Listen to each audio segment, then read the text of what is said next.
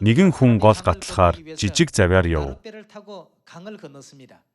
Тэгтэл голын дунд өөр зав, түүний завийг мөрөгчихв. Гэтэл өнөөх завинд хинт суугаагүй, хүнгүй байжээ. Зав хоосон байсан тул хинт ч уурлаж чадсангүй.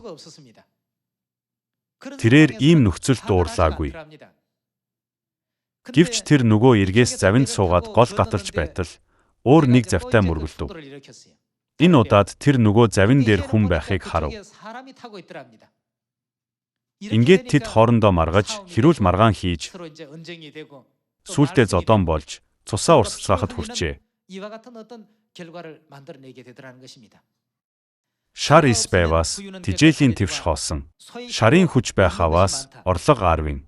Хоосон завины талаарх ярианд гарсан шиг нөгөө талд хэдий хүн байсан ч хоосон зав мэтэр үзвэл ямар ч зөрчил маргаан үүсэхгүй. Том сав болоорой гэсэн сургамжийг янз бүрийн өнцгөөс бидэнд сургаж байна.